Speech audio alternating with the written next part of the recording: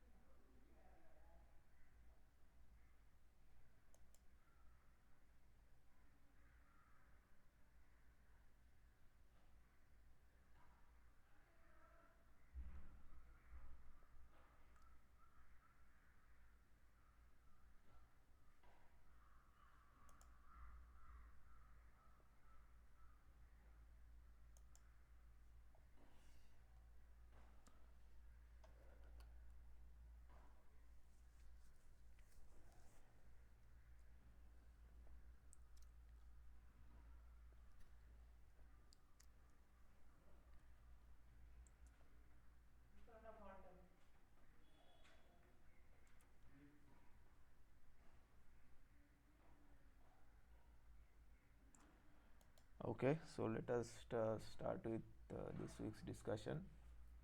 So the idea remains same. We'll discuss few model assignment problems and explain the key concepts behind them. Basically reiterates the key ideas that has been introduced in the course itself. So in this week we have mainly seen the idea of autocorrelation function, what is the intuition behind it, how it relates to its Fourier transform, that is nothing but the energy spectral density, and how Parseval's relation plays a role in connecting the signal's power in both time and frequency domain.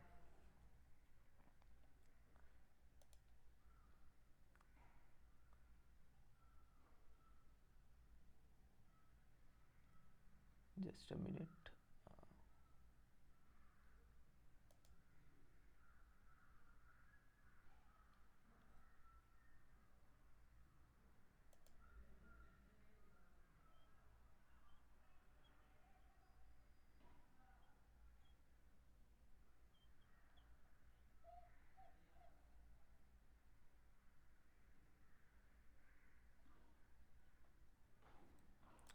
Okay. So the first question is, we are given a time domain signal and we are given also the autocorrelation function. So the idea is we need to find the autocorrelation function for that. So before answering this question, let us first try to understand what we mean by uh, autocorrelation function. Autocorrelation function. Now we have seen that this is the autocorrelation function, but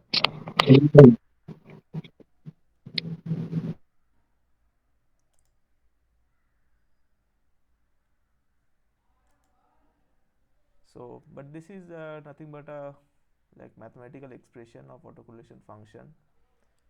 If someone sees it for the first time, it's pretty much like intuitively we are basically interested in what does it signifies. So one side is the math part, that's okay, that's you use for analysis part, and another part is to have a depth of understanding that what autocorrelation function actually means. So what does it do? It captures the similarity, or to be more specific, self similarity of the signal with its own delayed copy.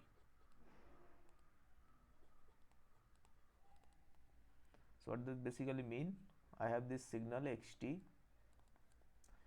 I have its delayed version of the same signal xt minus tau, and I am basically interested to find how similar they are.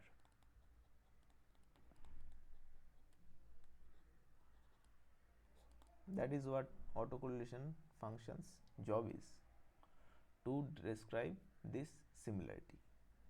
Now that is okay, we have the math now, we have to somewhat of an understanding that what does it do, but these statements are abstract.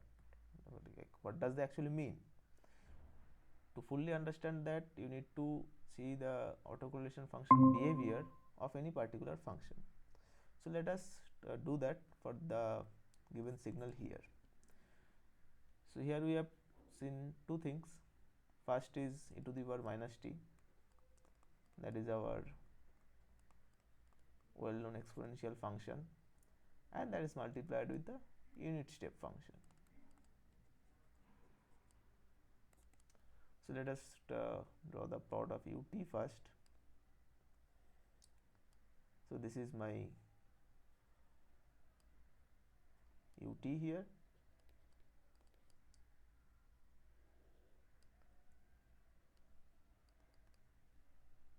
Basically its value takes 1 for any non-negative t, and second is the exponential function, that is e to the power minus t, which looks somewhat like this.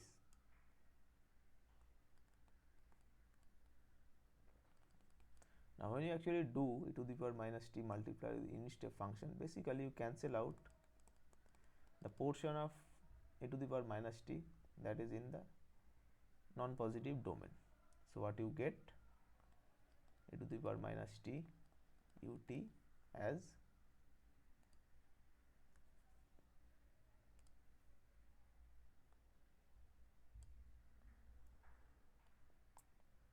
this nice decaying function. Now this is about e to the power minus t ut. Remember what we have seen? We know a signal, and next we are trying to evaluate a delayed version of the same signal. So this tau here corresponds to delay. Let us first see the case when tau is non-negative. So that means I am supposed to plot e to the power minus t minus tau, the entire thing inside the bracket, and u t minus tau.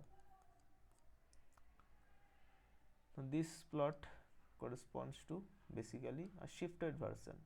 Shifted to which side? Remember, tau is non-negative, so basically you need to shift to right. Your unit step function, instead of now starting from 0, starts from somewhat here, which corresponds to tau.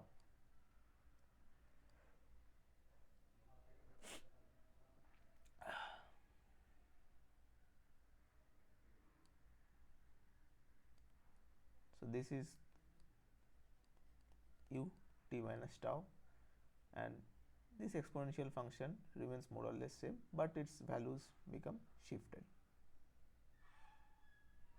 So if I see this plot, this should be something like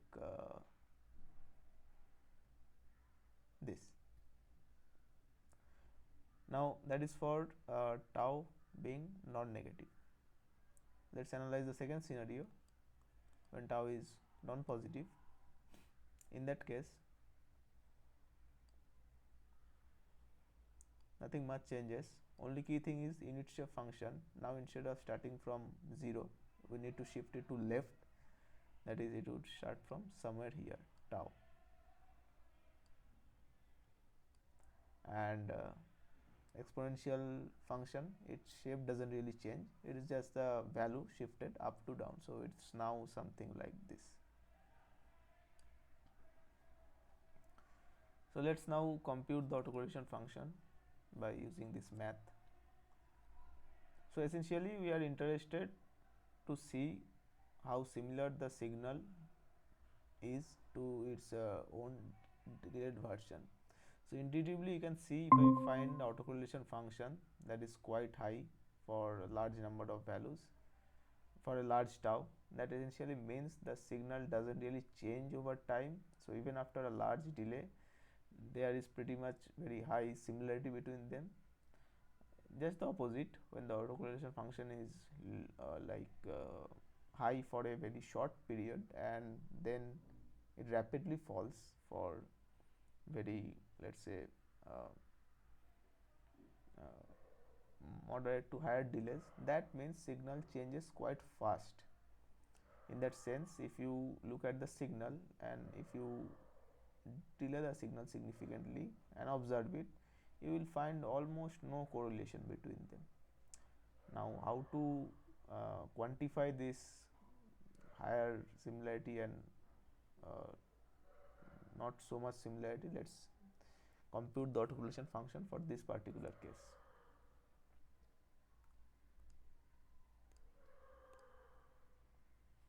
So remember, we have two scenarios. Let's first start with this one, tau being non-negative. Let's look at the formula here. What does it say? Minus infinity to infinity xt x t minus tau dt. Let's put those values, e to the power minus, what is that, okay, t only, ut e to the power minus t minus tau ut minus tau dt. So can you point out here, how should I, is there going to be any change in limits? For example, if I multiply the unit step function and delayed version of it, when the delay is non-negative, or another way of saying positive, how does it impact? Is there any change in the limit?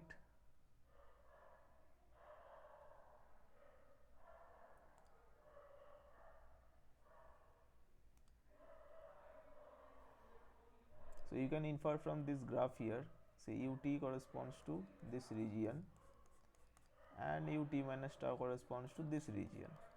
So when I'm actually multiplying both of them, you can see these two here, which region you think will remain, that will come out of their multiplication?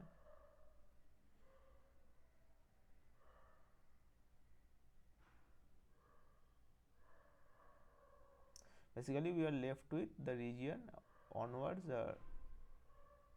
tau, because tau onwards both takes value 1.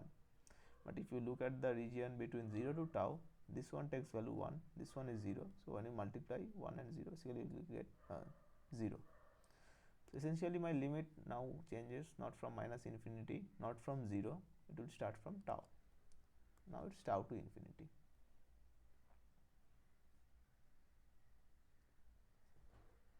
And here what I have e to the power tau here, minus minus, and then e to the power minus 2t dt. This is a constant, so can safely come outside here.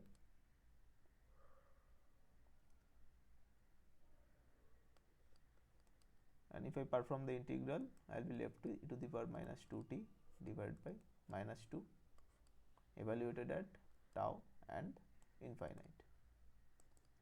That leads to e to the power tau e to the power minus infinity, that is basically 0, e to the power minus 2 tau by minus 2, that leads to e to the power minus tau by 2. This is one case. Similarly, let us consider the other one, that is tau being non-positive. I am not repeating this one, I will start from this step. So here I have minus infinity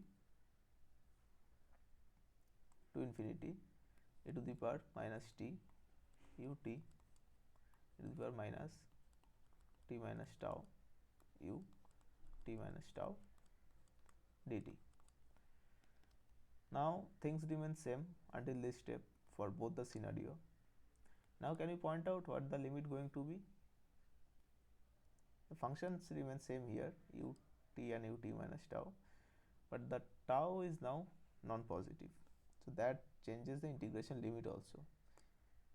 So can you infer from the picture? Now it's not between this and this, now it's between this one and this one. So for unit step function, the original one, it starts still from 0. This one, shifted version to left side, that starts from tau. So what is my integration level going to be for tau non-positive?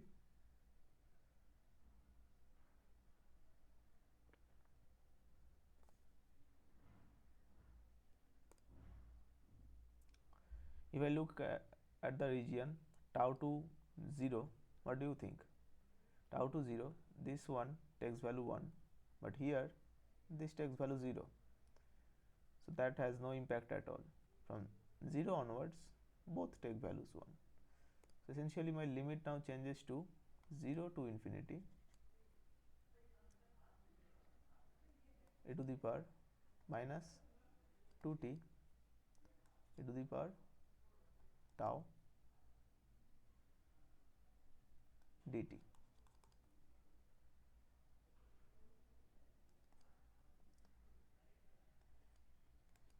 Similarly, let us compute.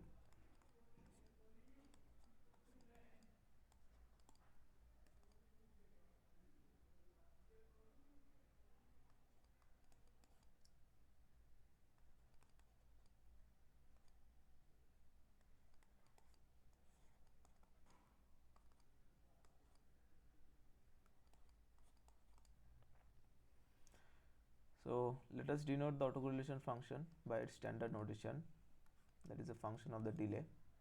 So what does this autocorrelation function suggest?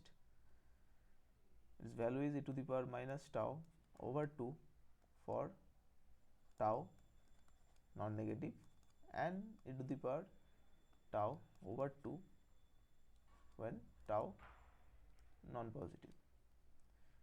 So can you tell me a way where I can actually combine these two expressions in a single expression?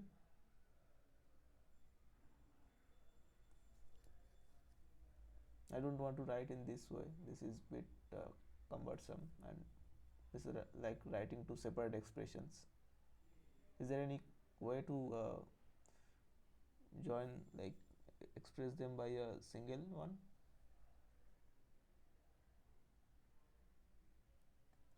You can see I can write it as e to the power minus absolute value of tau. And how so? When tau is non-negative, absolute value of tau is nothing but tau, so it matches with this. And when tau is non-positive, absolute value of tau is minus of tau. So essentially this leads to minus of minus tau, that is e to the power tau over 2 for tau non-positive. So I can have this single expression. Now let us just try to see what does this autocorrelation function signifies if I want to see that visually and interpret it. So you can see it's an exponential function, but it decays in both positive and negative domain. So it's something of like this. The drawing is not correct, but let's try to understand. Like this is the value half at this is the delay axis.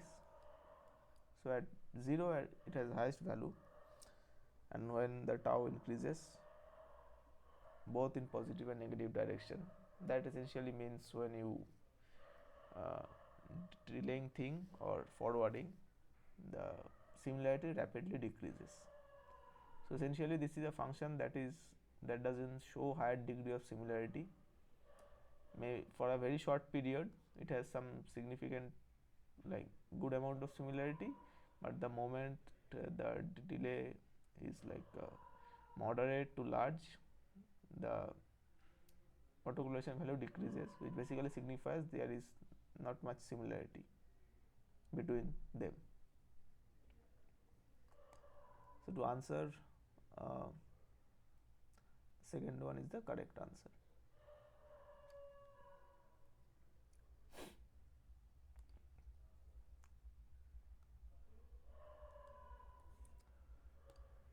Now let us move to our second question here,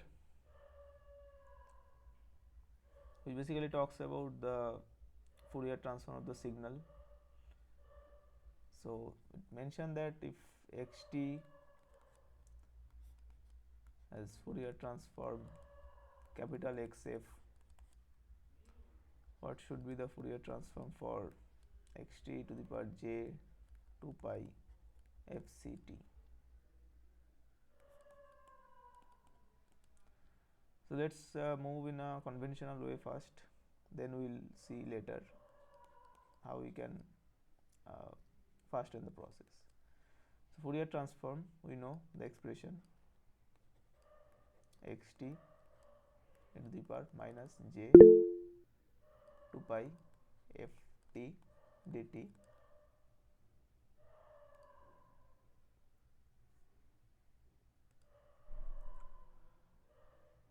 Now I have my modified signal as this, so let us denote as x dash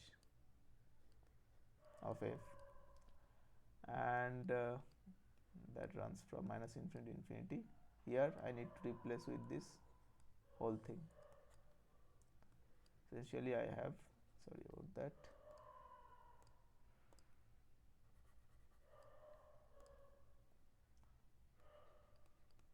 xt e to the power j 2 pi fct e to the power minus j 2 pi ft dt. Still fine. Let us club these two together because they are both exponentials.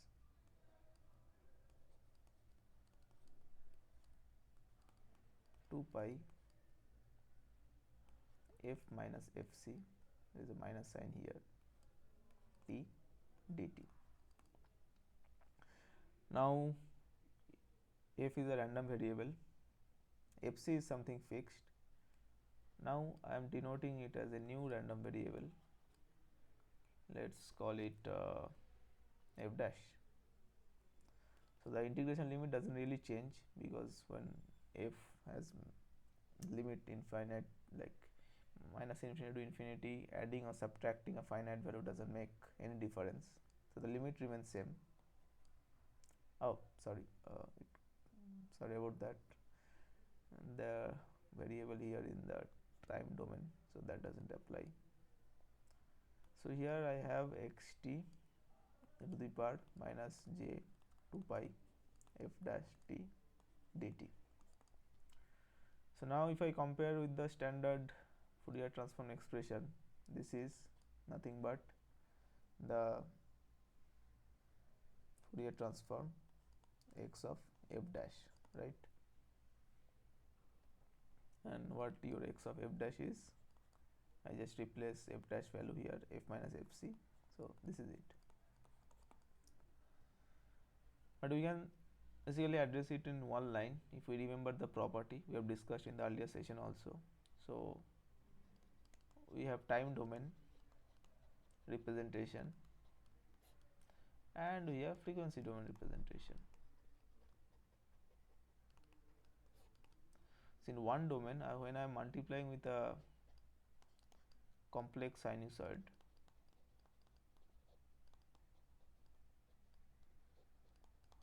that amounts to shifting in another domain.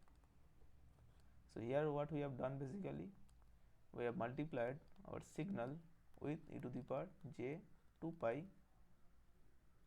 fct, that is nothing but a complex sinusoid. So when I move to the frequency domain representation, which is basically your Fourier transform, that amounts to shifting in frequency domain. How much? That is determined by this number fc here. And this concept is quite fundamental in like wireless communications. Basically when you want to transmit a signal, basically what you do, you multiply it, like you transmit it over a carrier. So let me just take this moment to introduce that idea. So in wireless com, what do we do? We transmit signal over a carrier. Now this carrier is high frequency usually. Why is that? Let's skip that discussion for another day. We can discuss it later. So basically we transmit signal over a carrier. So what does that mean? If you see this one here, e to the power j 2 pi fct, you can see this is a carrier only, right, of frequency fc. So when I say I'm transmitting signal over a carrier, what I am exactly doing, I am multiplying my signal with this, if I talk about the analysis part. And what does it do? Let's say if xt is a message signal, which let's say it is a baseband signal. In that sense, it is mean is around 0 frequency. So let's say this is its spectrum xf in frequency domain. xf is the spectrum of x. So when I basically multiply with the complex sinusoid, what does happen? This spectrum here shifted to some frequency, and what that frequency is determined by the frequency of the sinusoid that I multiply it with. So it was earlier based on 0, and it has some, let's say, bandwidth like this of fm. Now its base shift to fc and minus fc here. So the spectrum shape doesn't really change. The change what is happening, it's shifted to in the frequency domain. So that's how you can connect what we are doing in the time and frequency domain, that analysis part, to how that translate to your actual practical engineering aspects. So let us move to our next question here. We have a system, and it's mentioned the system is time invariant.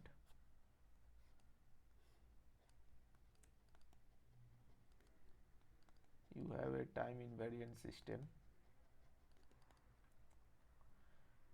and you know that if you feed xt to it, you get the output yt. Now the question is, if I feed x t minus t naught,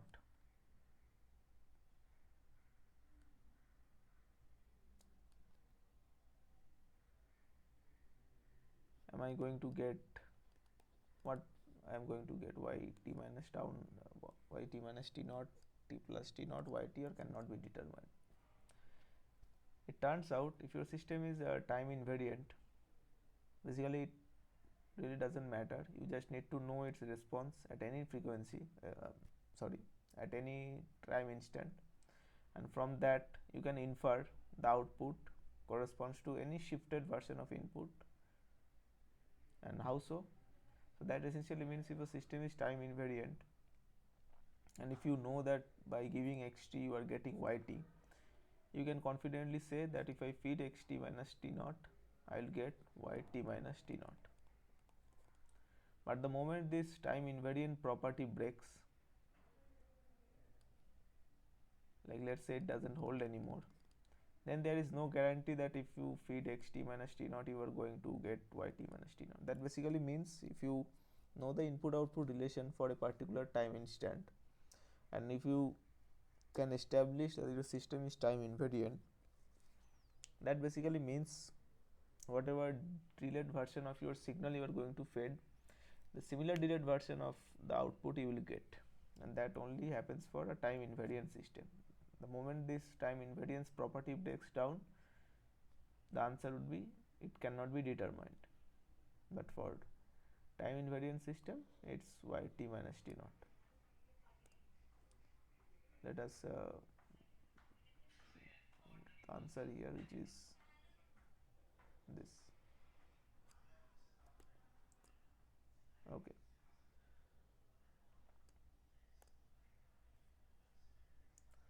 Let us move to our next question. This is basically you are given a signal xt as a sinc function 4t. So if you are not familiar with the sinc function, it is given as sine pi x by pi x, and if I plan to plot it, it would look something of this sort.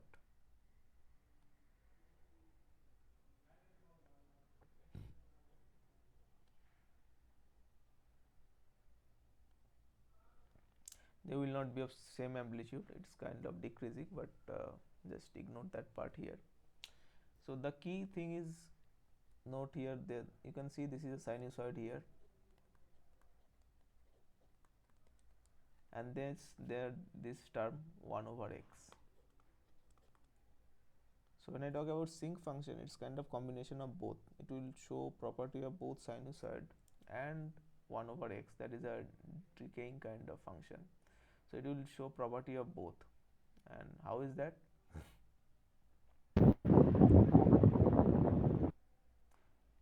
So basically sinc, if you talk about the sine pi x, its amplitude really doesn't change.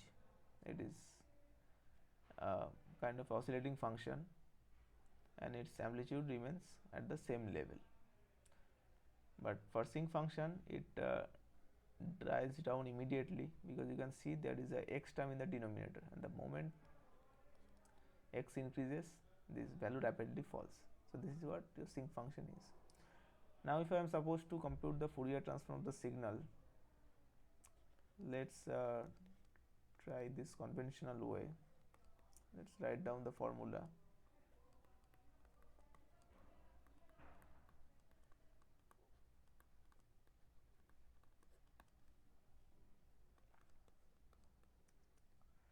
So if I replace xt with sinc function, that is sine of pi x over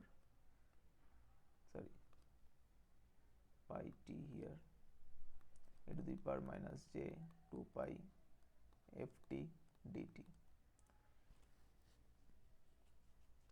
Now this one here is a non-trivial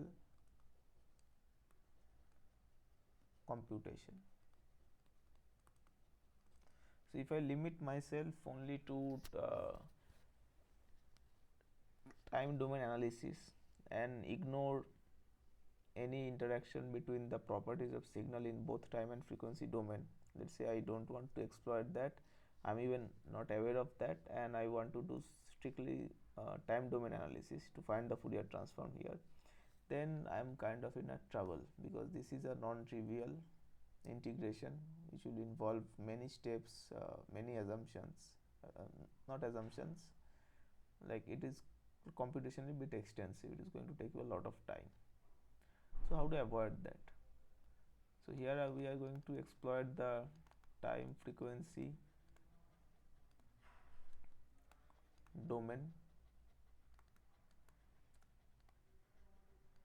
duality. How is that? So we have already seen that if I consider a time domain pulse of like this,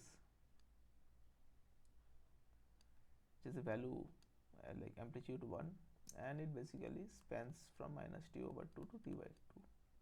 So this is how we call it a pulse, let's say p with a base t, and let's compute its Fourier transform. So that's quite easy actually. Let's call it a pf, which is xt to the power minus j 2 pi ft dt minus infinity to infinity. Now xt takes value 1, that to be in this interval, so our job is kind of easier.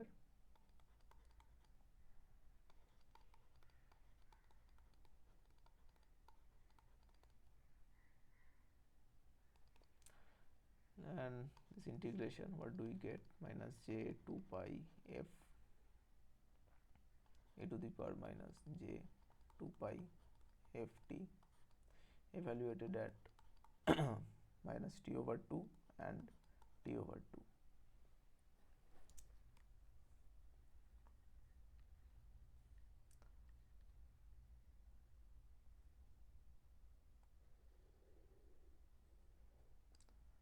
Let us compute that.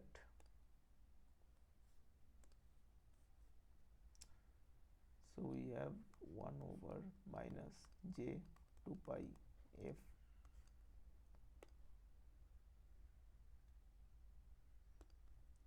e to the power minus j pi f capital T minus e to the power minus, sorry, e to the power j pi f t. Now if we look at this function, and let me write a identity here. Sin x can be written as e to the power jx minus e to the power minus jx over 2j. So that means e to the power jx minus e to the power minus jx is 2j times sin x. Now let's use this identity here. So we'll have 1 over minus j 2 pi f times minus 2j sin pi f t.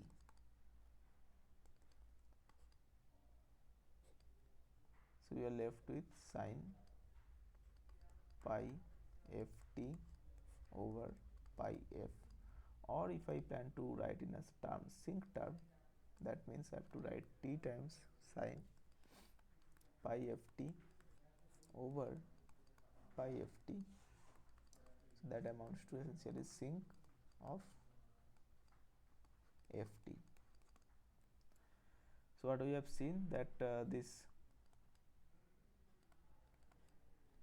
unit pulse of with t has Fourier transform given as t sinc f t. Now use this time frequency domain duality. We have seen that if xt has a Fourier transform capital X f, then capital xt will have Fourier transform small x minus f.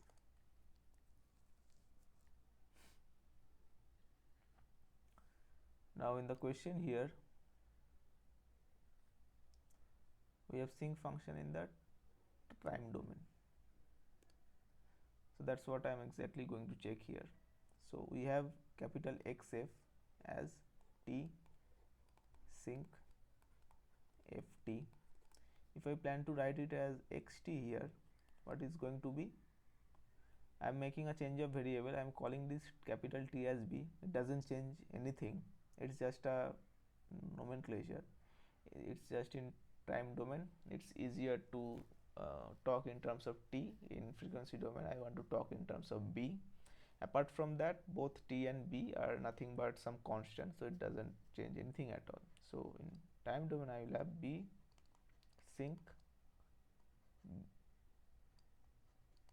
BF, sorry, BT. You can see the only change I make, instead of this capital T, I have replaced with B, and T, capital T is not a variable, is a constant, so nothing really changes. So XF in terms of capital XT is this. Now what is the corresponding frequency transform, like for this, sorry, Fourier transform is going to be? What does the duality in time frequency domain tells us? It is going to be P. Now T base from T that has become B, it is again change of a constant, nothing else, P B of minus F, right? So what is that? So we are given a function of only sinc some 4t, right? So let's replace B with 4 here. So what I am getting, 4 sinc 4t is Fourier transform you are getting P 4 minus F. And what is the Fourier transform of sinc 4t? It's 1 over 4 P 4 minus F. And what is this P 4 minus F? It's remain the same, idea remains same, it's a unit pulse, but now in frequency domain. And since its base is around 0, it's F or minus F, it doesn't really matter, it's symmetrical. And most importantly, what does it base becomes? Its base becomes 4, that is from minus 2 to 2.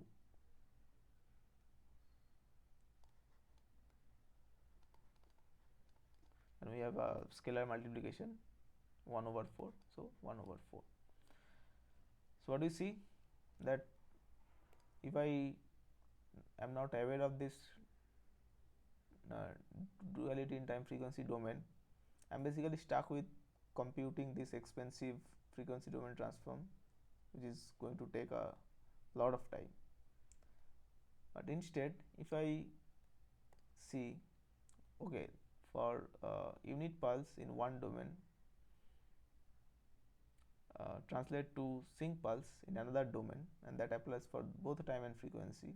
Now I am stuck with a time domain sinc pulse. How can I get the Fourier transform? So that's where I can apply that time frequency domain duality and obtain this frequency domain representation, which is nothing but, I am just draw it again because this is the final answer. We are getting this 1 over 4 P with a base 4 F minus 2 to 2. This is the frequency axis, amplitude is 1 over 4. So this is what I get as a Fourier transform from this time domain sinc pulse. So it's pretty much 2 or 3 step process maximum. So let's see which one of the answer is correct. The third one has amplitude 1 over 4 and its base is also matching. So essentially the third one is the answer.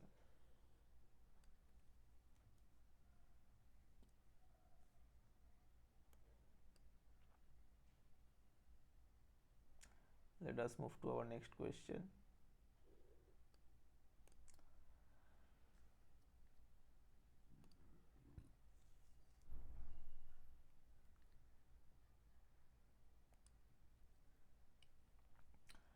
So here we are given a complex signal xt as 2 over 1 plus j 2t, and we are supposed to compute its energy. Okay, so let's start with the raw energy computation, where we can find the expression as follows. Ex is given as minus infinity to infinity xt x conjugate of t dt. Now we know x, let's compute the x conjugate here. So this is nothing but 2 over 1 minus j 2t.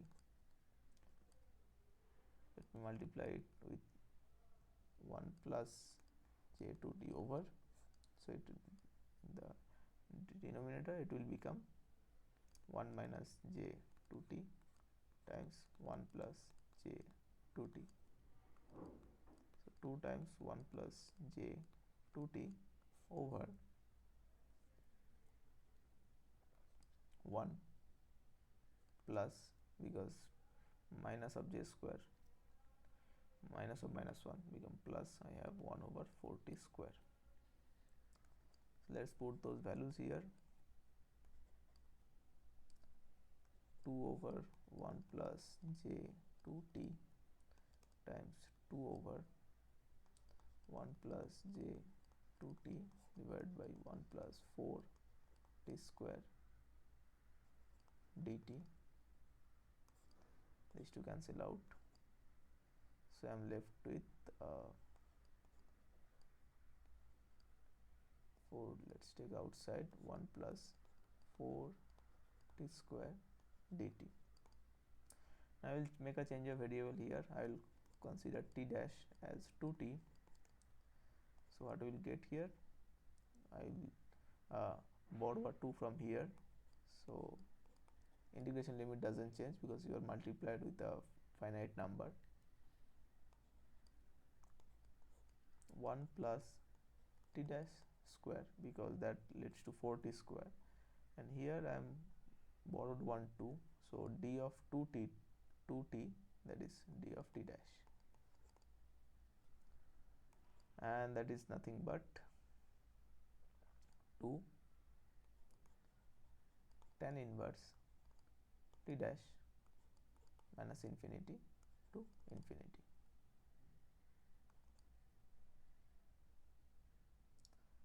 And what I am getting here,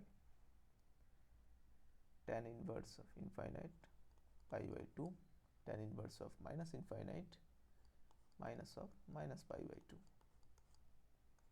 So I am getting 2 pi here.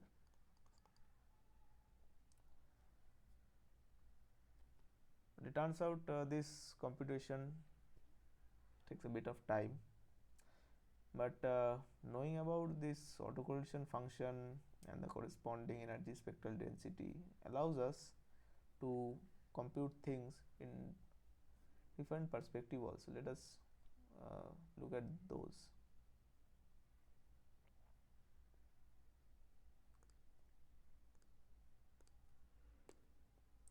So let me introduce a new slide here. So we have known that autocorrelation function already is given as minus infinity to infinity xt x star t minus tau d tau. Earlier we have seen the star because it was considered in only real signals, so essentially complex conjugate of real is real only, but for a generic signal which is usually complex, in like baseband representation we are usually dealing with complex signals only. In that case it is a generic formula of autocorrelation. So what we see from this autocorrelation, first of all, that if I put tau is equal to 0 here, that translates to something we just seen, xt times x star t, sorry it should be dt here, dt. That is nothing but the energy of xt, right?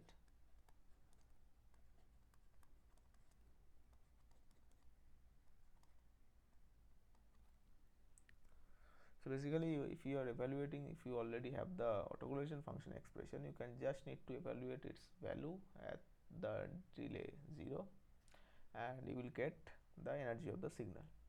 That's pretty cool. So let us talk about the Fourier transform of autocorrelation function.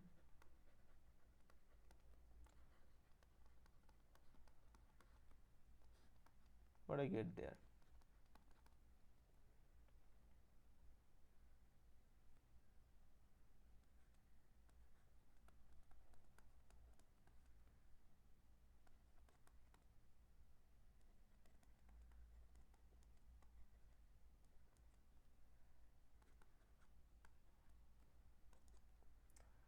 essentially we will get something called Sxf, that is the expression, and it is termed as energy spectral density. And how so?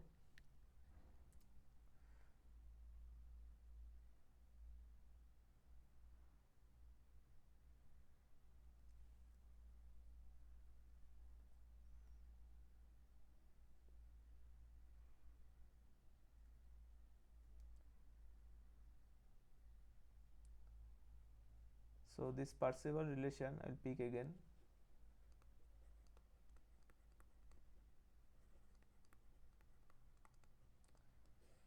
Which basically talks about if you have a one signal and you have both time and frequency domain representation, the powers in the both the domains are same only.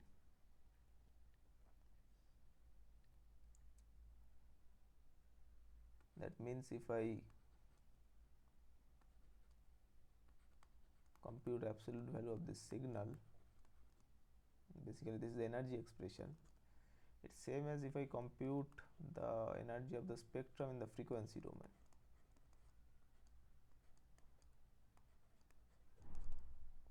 And it turns out this Sxf here, which is the Fourier transform of the autocorrelation function, is nothing but the absolute value of xf square, and that is why it is being called energy spectral density. So why density?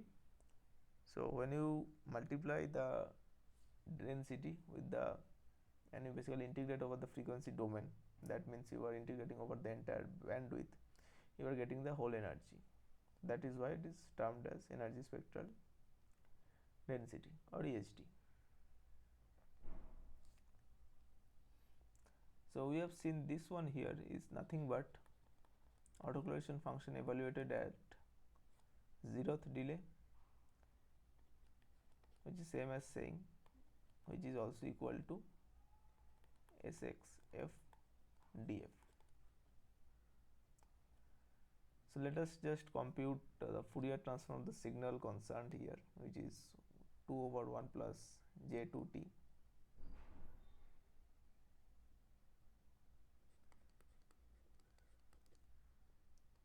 We have minus infinity to infinity 1 plus, sorry, 2 over 1 plus j2t at the power minus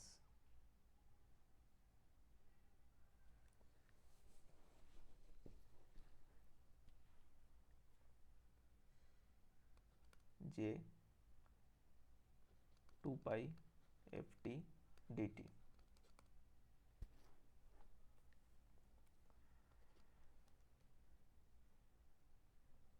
So here I will make a little change of variable, that is t dash again, but now t dash is j 2t. So that means I will need I need to borrow 2j basically outside. So I have 2j here, minus infinity to infinity. This okay, I need to just borrow j here because 2 is already available, and here I will have it to the power minus pi f t dash. Now here I have d of 2j t, that is d of t dash. So I am getting 1 over j minus e to the power minus pi f t dash evaluated at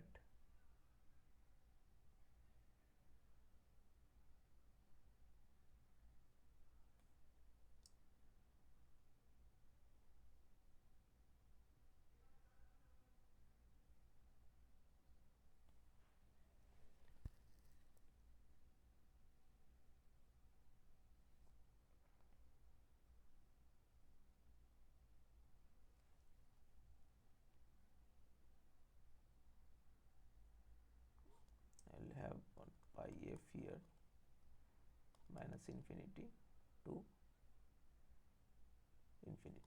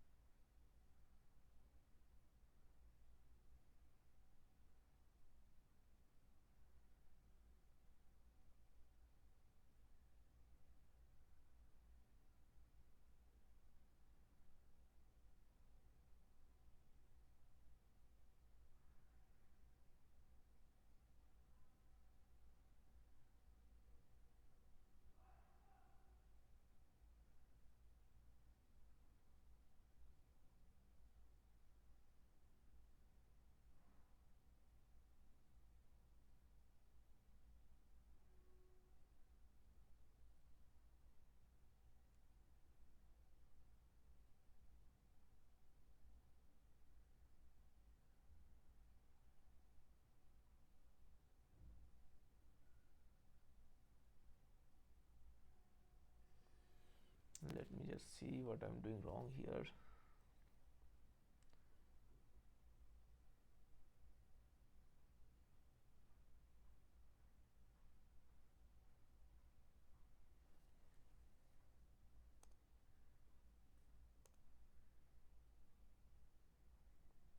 First of all, let's mark that answer. It's the third one, and let's see where 0.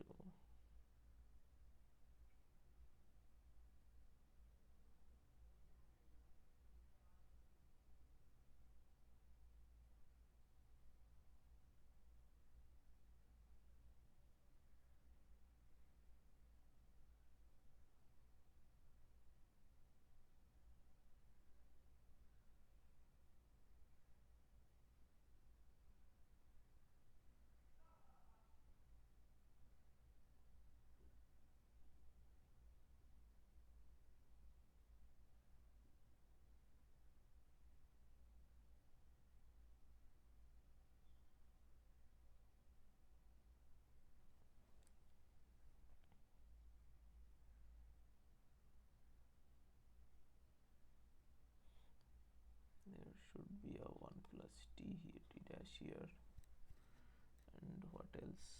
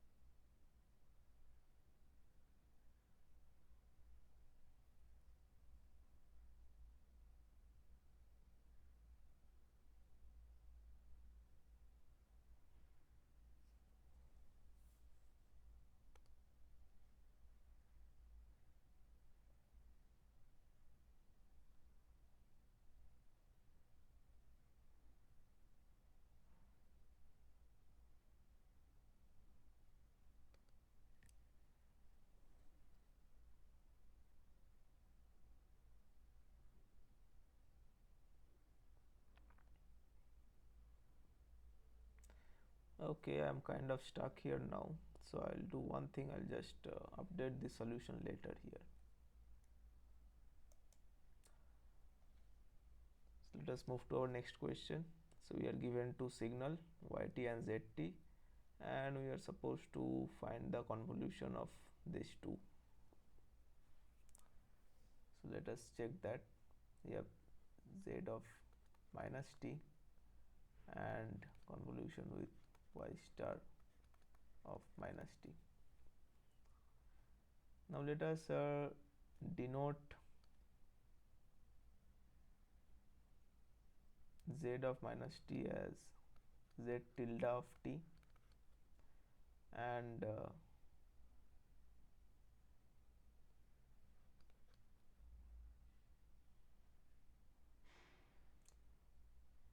y star minus t as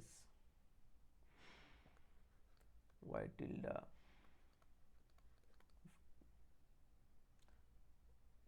star t, and let us compute their convolution. So what is the standard convolution expression between z tilde t, and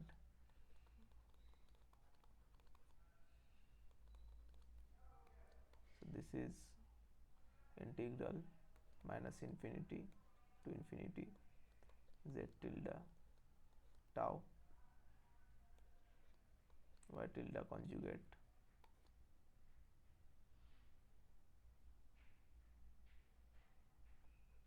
t minus tau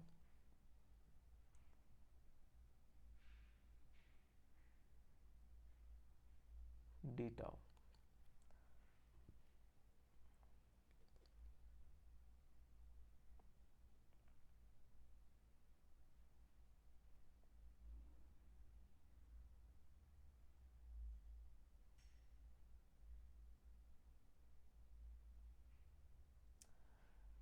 Now let us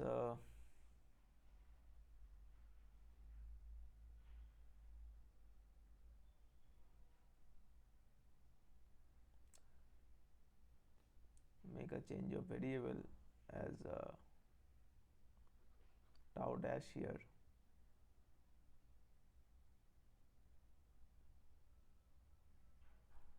Sorry, it should be dt here.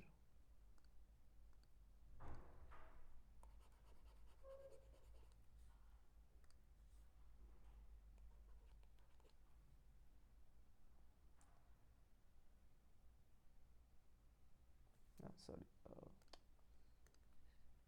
it should be tau only, d tau.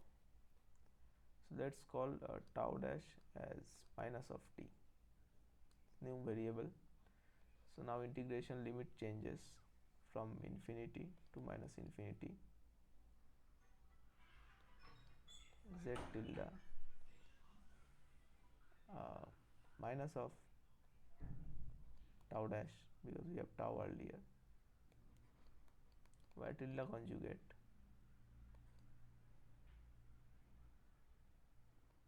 t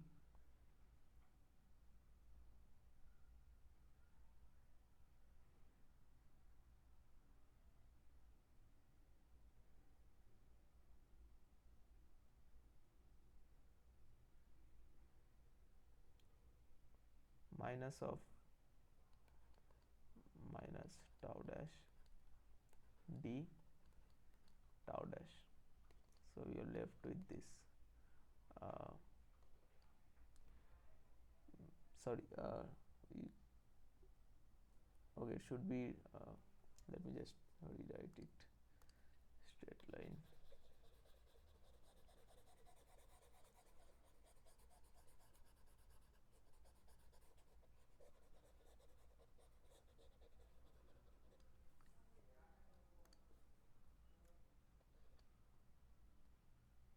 So we have minus infinity, sorry, our integration limit changes from infinity to minus infinity z tilde minus tau dash y tilde conjugate t minus of minus tau dash and d of minus tau dash. Now this minus here is going to flip the integration limit again, so we'll get minus infinity to infinity z tilde minus tau dash y tilde conjugate t plus tau dash d tau dash. Now I'll just replace z tilde and y tilde with z and t. Remember, z tilde t is z of minus t. Basically the time axis need to be reversed, that's all. So that means z tilde minus tau dash is nothing but z of tau dash. For y, we see y tilde t, y tilde of minus t is sorry, y conjugate of minus t is y tilde of conjugate of t. That means y tilde conjugate of t plus tau dash is nothing but y conjugate minus of this entire thing d tau dash. So final answer we are getting minus infinity to infinity z tau dash y conjugate minus t minus tau dash d tau dash. Now since the answer is in tau, let's write it in terms of tau. It's not the change of variable, it's just change of the notation, so nothing really changes. I'm just replacing tau dash with tau, z tau y star minus t minus tau d tau. So fourth one is the correct answer.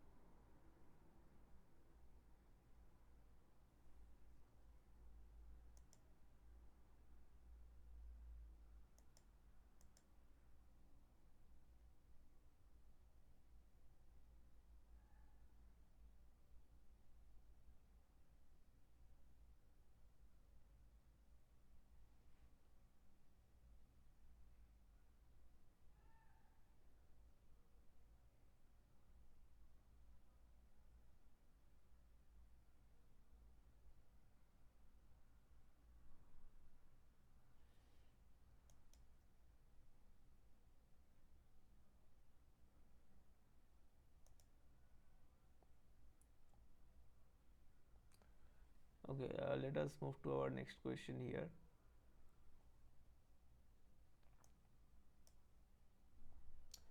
We are given a sinc function in time domain as c sinc bt, and we are supposed to find its Fourier transform. So this kind of question we have already solved earlier. So there we have seen that I'll just not repeat it. Maybe I'll just repeat the key ideas there. So let's make two column, time and frequency. So in time domain we have seen that a pulse like this, unit amplitude and base minus t to 2, we denote it as p t. It has a frequency domain representation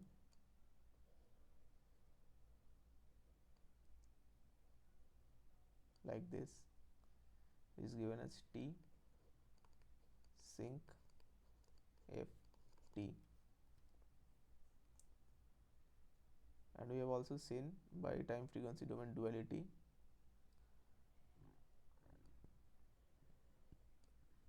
if I have sinc pulse in time domain,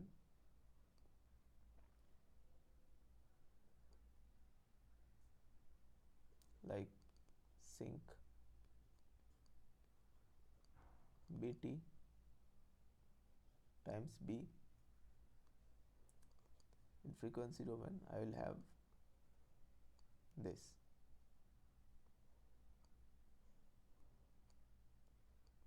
Unit amplitude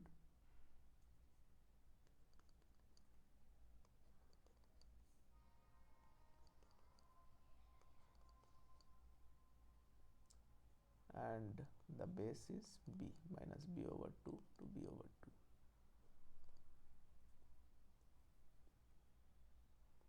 So essentially this corresponds to this case. We are given this signal c sinc bt. So if I talk about sinc bt, it is given as 1 over b p, b bandwidth f. Now c sync pt means it's c over b, Fourier transform is c over b, the pulse derivation remains same, there is not really any change. So value is going to be c over b for absolute value of f less than equal to b over 2 as shown here, and of course 0 outside that region. So we'll have this one as the answer, the third one.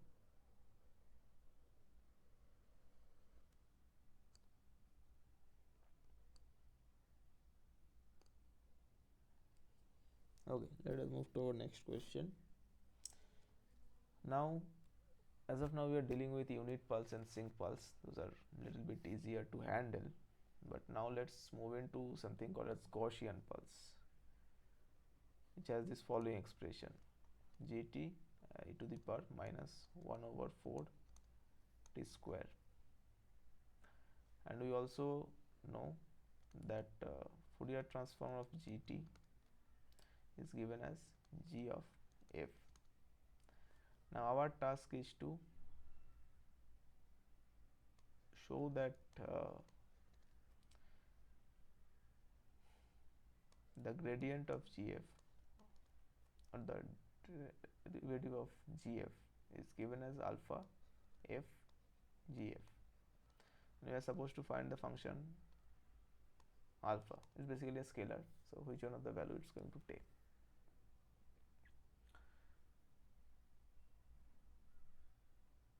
So let me give you another property here that is pretty much, that is also well known, that ddt of gt, derivative of g in time domain, it has Fourier transform given by j 2 pi f gf.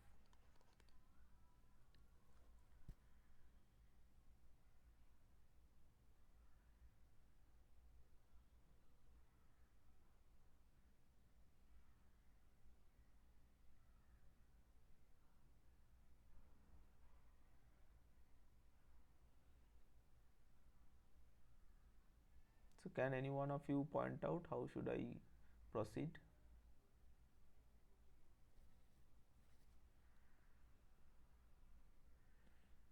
I know the expression of gt, I know that Fourier transform of g is gf, I am aware of this property also, this one, these three things I am aware of, and I am supposed to reach in this expression and find the value of this scalar alpha.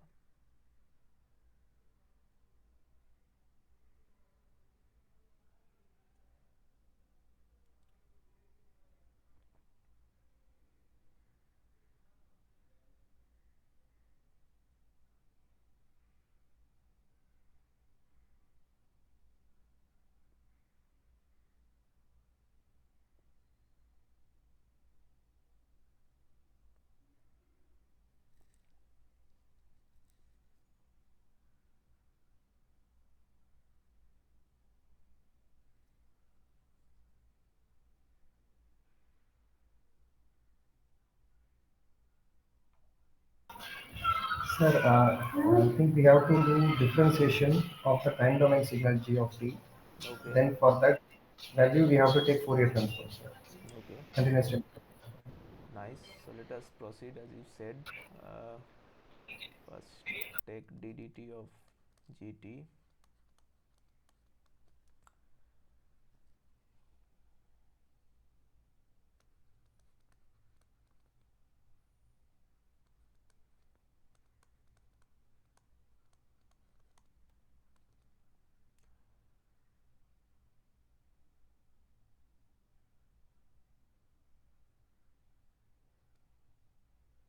So here I am getting 2t over 4 minus e to the power minus 1 over 4 t square, or minus t gt, this is because gt 2.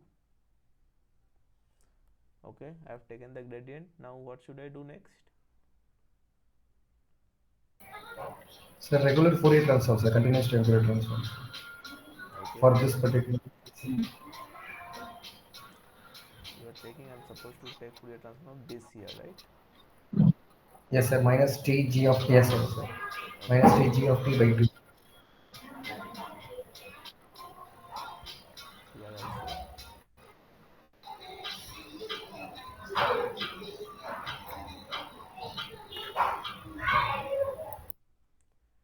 So let's talk about this term TGT here. It's supposed to take Fourier transform on this. So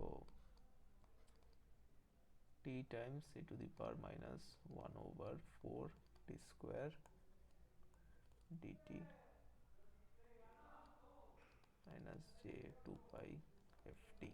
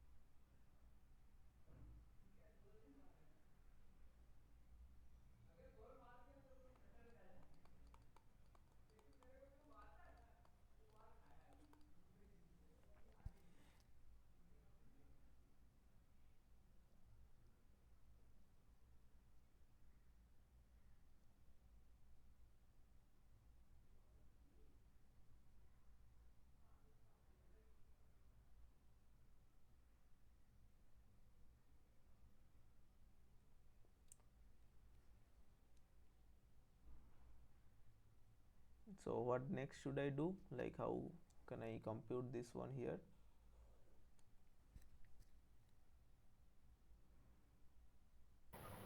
So I think we have to take in dummy variables, sir, like you have taken last time. T tilde you have taken, sir.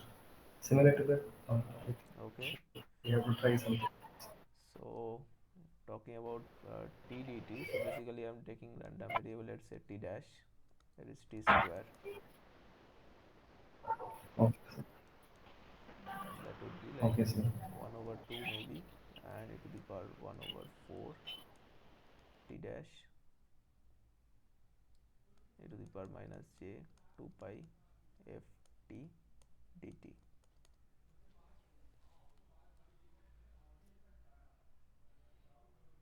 But even if I make the change of variable here, I'm not getting things of much use. That is the problem.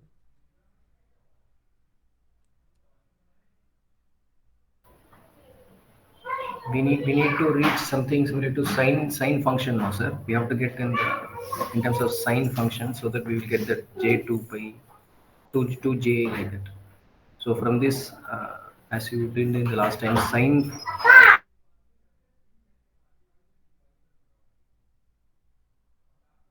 Okay, but the thing is, I have only, let's make it dt dash here.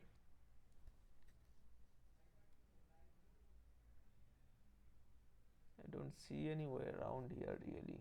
So let me just try one thing.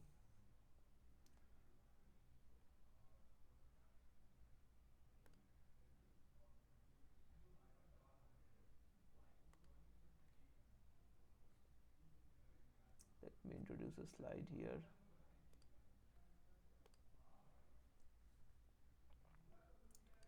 and write down the gf expression, that is minus infinity to infinity gt e to the power minus j 2 pi ft dt, and let me take the derivative here corresponds to f,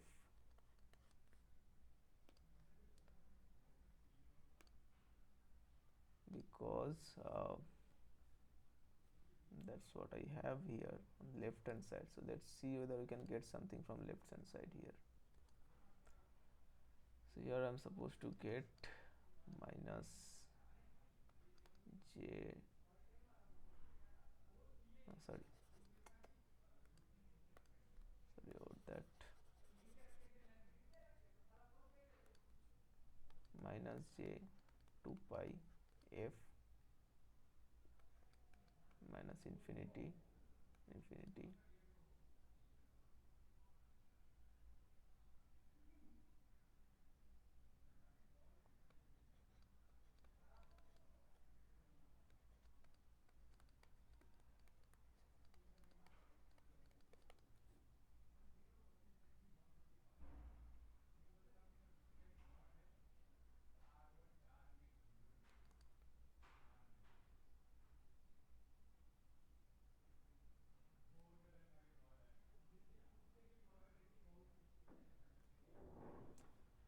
okay, sorry, I made a mistake here.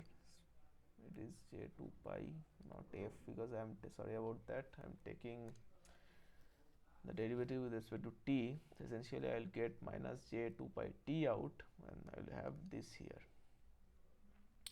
So it's minus j 2 pi minus infinity to infinity t gt e to the power minus j 2 pi ft dt. Can I get something useful from here? What do you think?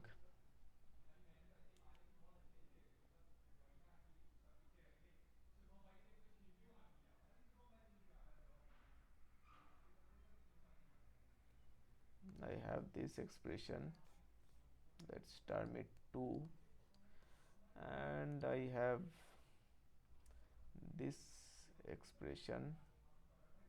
What is that?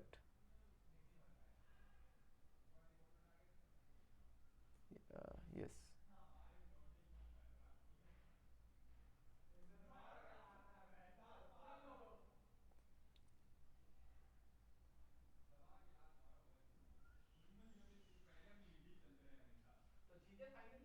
okay, this also I have. Let's talk about it. One, about that one being 2,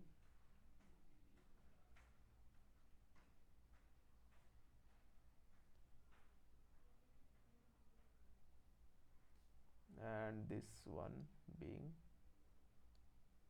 3. So can we have something useful? We know this property. We obtain this one from the particular GT structure, and also I have this. Can we combine this 1, 2 and 3 in something useful? Okay, can you point out what this term corresponds to, this entire thing here?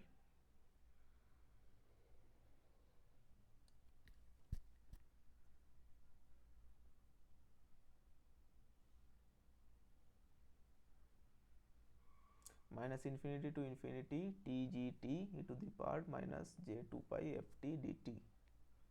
What do you think this term signifies? Do you find something similar, like some similarity to your some expression you know?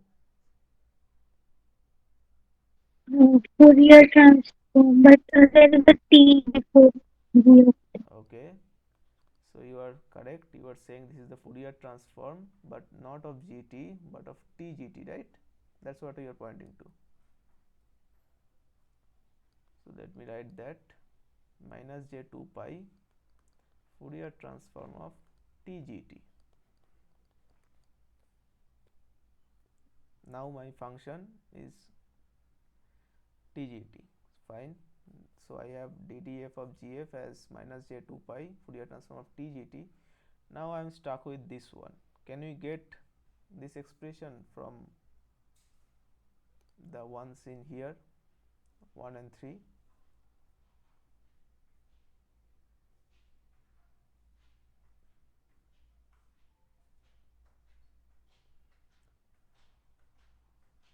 We have obtained that Fourier transform of minus tgt over 2 is Fourier transform of d dt gt and that is nothing but this, right?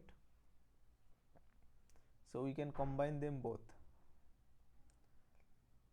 For example, if I see from 3, I can write Fourier transform of t gt as minus 2 times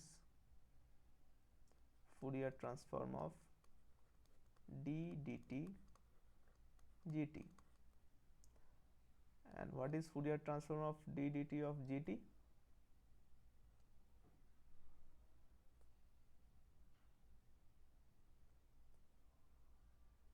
It is this one, right? The first equation, j 2 pi f gf. So I'm getting minus 4 j pi f G. gf. Now this one I'm going to substitute in the equation 2 in the next slide.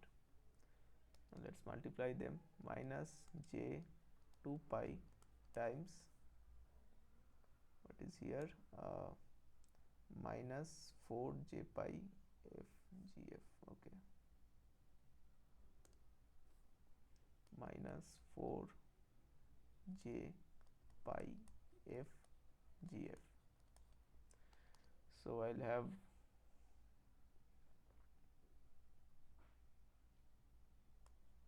eight pi square minus f g f. Let's see any of this answer is matching or not. Okay, so there is no minus. Where did I make a mistake? Let's just check.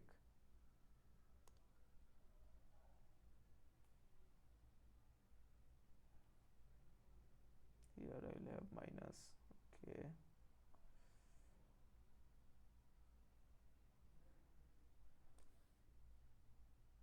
nothing really changes here, so anything wrong here?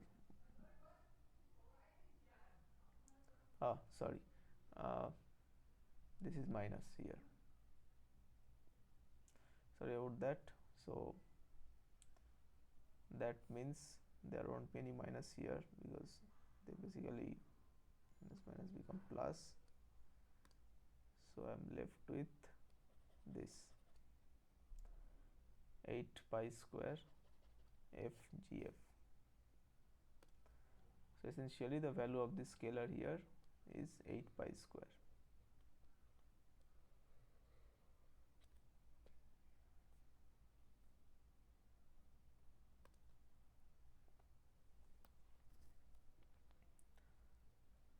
Now we are given two signals. So we are given two signals, x1 t, x2 star minus t dt. I'm supposed to find that, and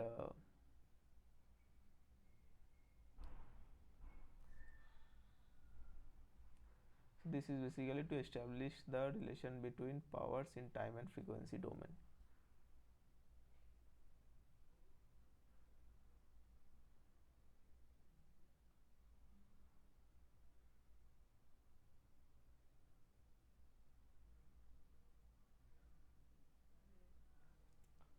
So let's just compute with left hand side here, minus infinity to infinity x1 t x2 star minus t dt. Now if I talk about x2 t, what is its inverse Fourier transform is going to be?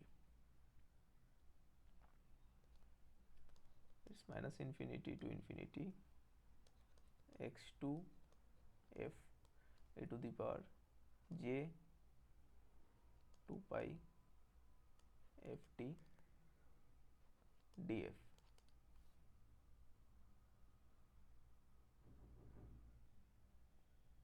Right? So what about x2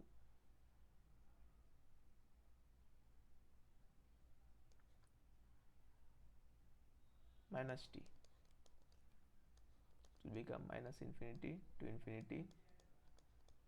X to f is not going to change.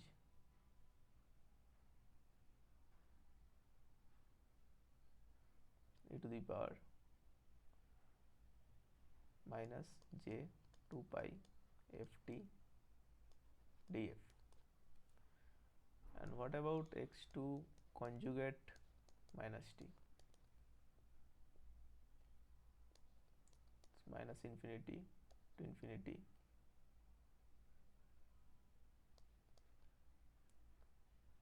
x2 conjugate f e to the power j 2 pi ft df.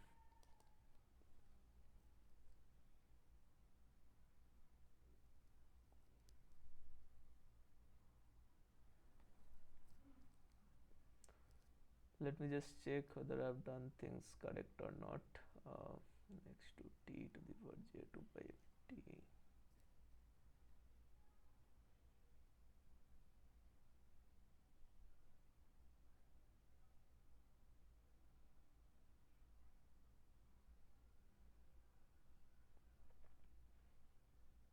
Okay, looks fine. So now let's just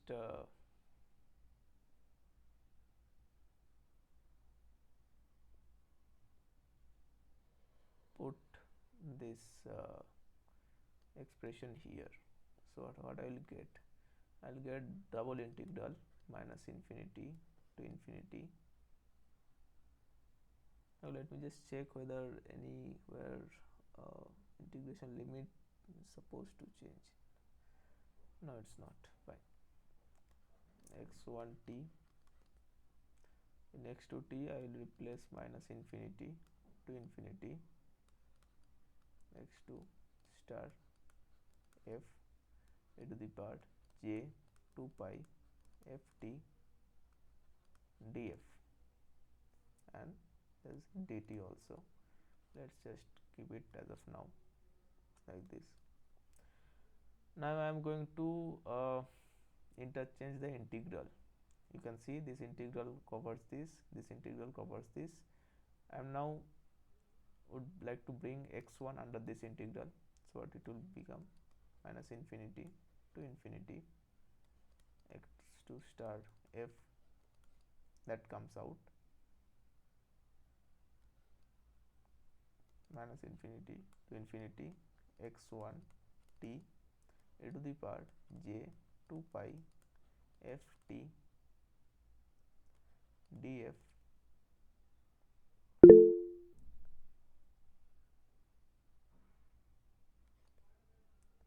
and then I will have dt.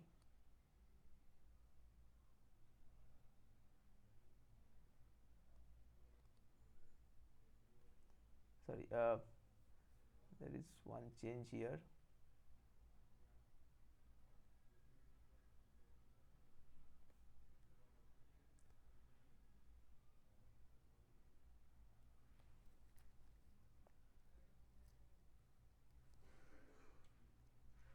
Just give me a minute. If I bring if like that,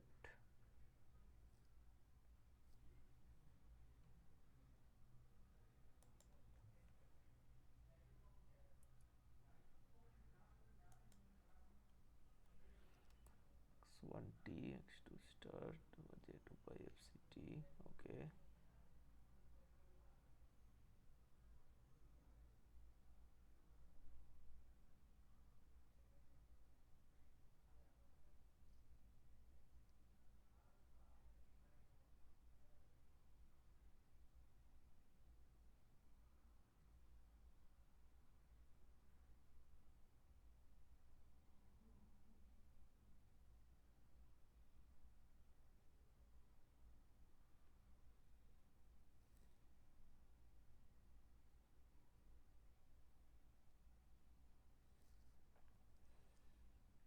this part is okay. This will translate into nothing but Fourier transform of x1, that is x1 of f. But when x2 comes out,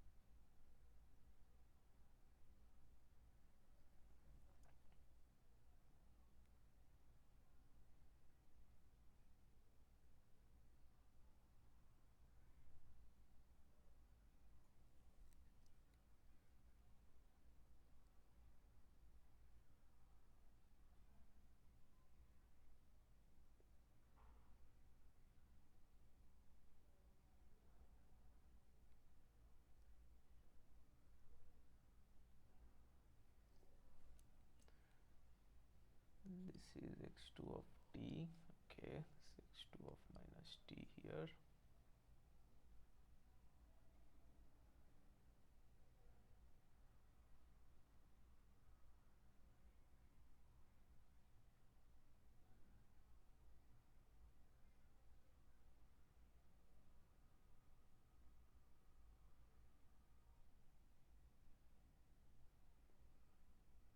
Okay, I made mistake here.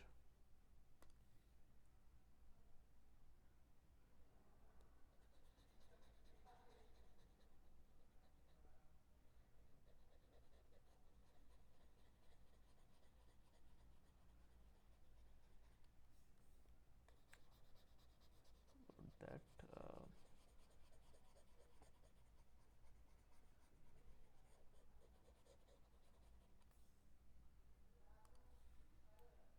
if xt has Fourier transform xf, your x of minus t will have Fourier transform x of minus f.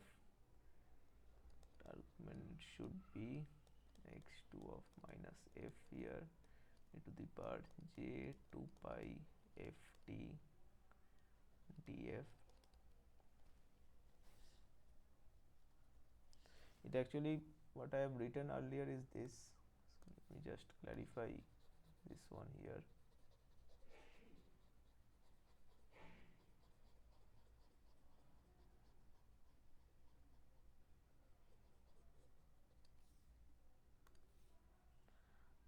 I have written minus infinity to infinity x to f e to the power minus j 2 pi ft df.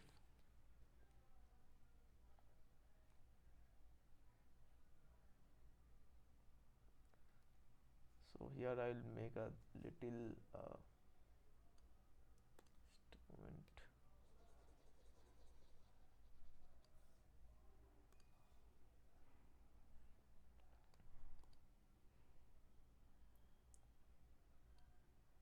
Consider f dash as minus f. So that means 1 times integral flip here, 1 times here, so essentially it will remain same, minus infinity to infinity x2 of minus f dash e to the power j 2 pi f dash t d f dash.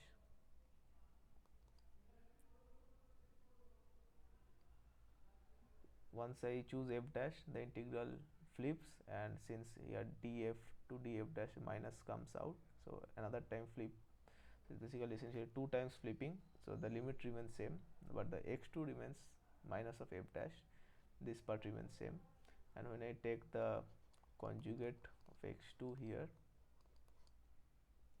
then essentially there are two complex entity. One is this, so this one become complex minus, let me just write it, okay, let me write it f dash also, no issue. And there is another complex entity to the power minus j 2 pi f dash t df dash. I'll just put this expression here. So essentially it's minus f. Now I can safely replace f dash with f because this is the same variable across, and e to the power j 2 pi should be minus here because we have minus here, and df. Now I can interchange the integral, take x2 star of minus f outside,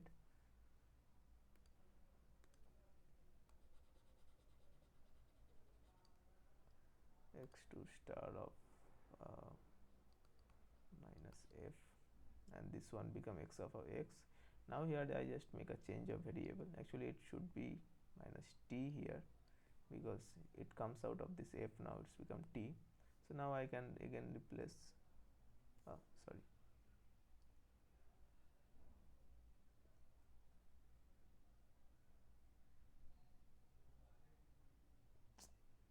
about that. I'll just keep it as it is. It is minus f. I made another error here. It should not be df here, it should be dt. When I talk about the changing of integral, I mean this. Now it's fine. Now I have minus infinity to infinity x2 star minus of f, and this entire thing inside is Fourier transform of x1, so x1 of f df. So we need to be a bit careful about these signs here and there. So essentially this is another kind of Parseval relation that amounts to two different signal, correlation between them basically. So the answer is the first one.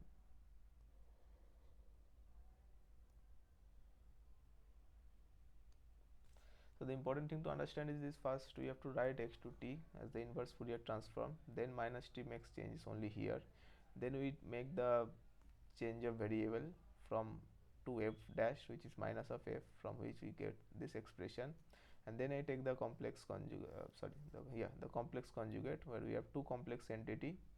So basically it takes the conjugate of both and then put this inverse Fourier transform expression in the original integral, change the integral handle, x2 comes out, x1 goes in, and of course it's over dt now, not df, because it's function of t, and from this we are obtaining Fourier transform of x1f, and then it's x2 star of minus f x1f df.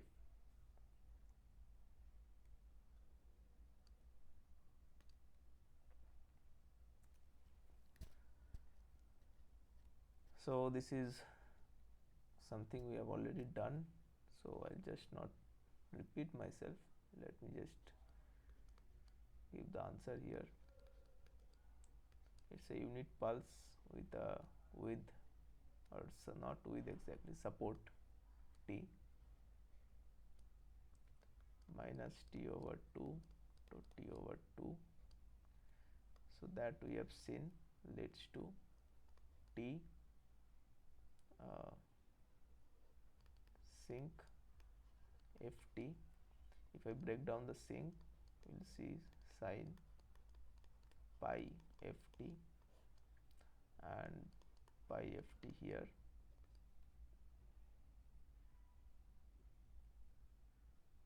Oh sorry, one crucial error I made here. It's not anymore a support of t, it's support of 2t, so we need to be careful about that, because now it spans from minus t to t. So it will be now sinc 2t sinc 2ft sinc 2ft. So here we'll have 2t and 2 here, 2 here. So sine of 2 pi ft over pi f. So third one is the answer. So this is pretty much I have to discuss for today's session. If you have any question regarding whatever I have done today, you can feel free to ask. And I have also one question: can any of you have any idea, like for this one, which I was unable to do here? I was trying to compute this energy in frequency domain, but I am getting stuck. There must be a way around. So can you think of that? I have this complex signal like 2 over 1 plus j2t. I was planning to compute the energy spectral density and just integrate over its spectrum.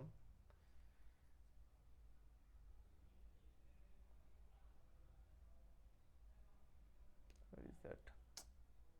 Yeah, here. If if you have any idea, you can tell me. I can try, or I will later just check it and update the solution in the slide which I will upload in the drive anyway.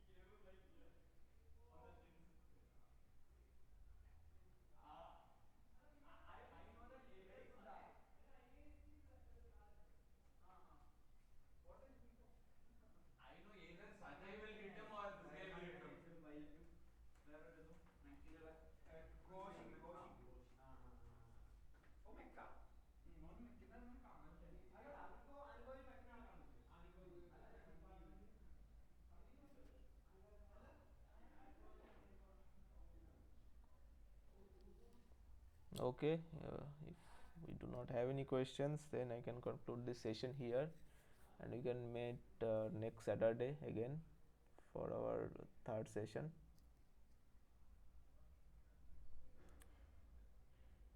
So thank you all for being here throughout the entire duration.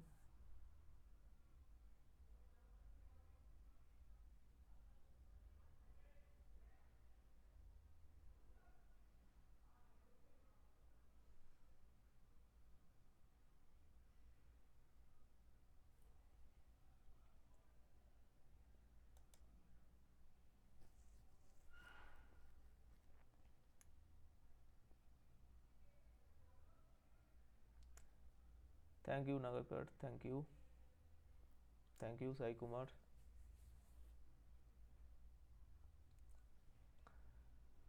So, if there are not any questions, Sir, regarding that differentiation in time domain as well as in one problem we were discussing now, sir, previously, that Gaussian variable, sir, okay, Gaussian. Gaussian. Ones. Okay, okay, just let me Yes, check it. one more time, please check that final answer, sir, because when we were solving in the class, we were getting some other answers, sir. Later, when you post answer, please verify that yes, sir, instead of 8 pi square, Okay, we're doing some previous. Please, sir. Okay, sir. Thank you, sir. Thank you, sir. okay, okay. So, which one, like, what answer are you getting here? Uh, No, not now, sir. Previously, during even last time, we were getting close to 4 by something like that. Second answer, sir. I think in the differentiation of the time domain, some two properties they were used, sir. In some other book, I have checked, like differentiation in time domain as well as in differentiation in frequency domain. They were doing in inverse Fourier transform methods. Sir. Initially, they are starting okay, okay, or GT. Then they are applying two properties, sir. That is differentiation in time domain as well as differentiation in frequency domain, sir. So, uh, so for that also, when you are posting the final answer, please verify and okay, post okay, it, okay. sir. Sure, sure, sure. I'll do that. Okay, sir. Thank you, sir. And Thank you, sir. please, like, Yes, sir. you can call me by my name, like each and every one of you. Like, my name Yes, is sir. Sourasis. So sad sounds a bit embarrassing, you know. Okay, fine, sir. Yeah, Thank you. Thank you. sure. I'll just check the answer and then upload.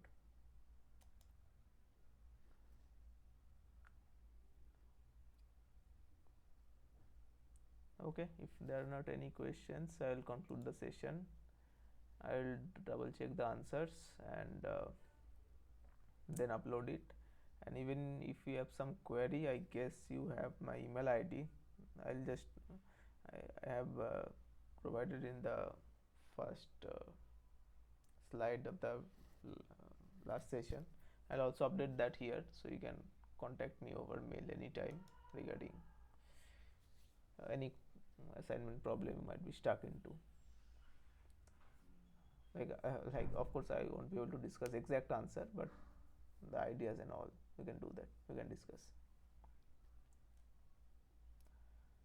Thank you. So bye everyone, good night. Let's meet at next Saturday again.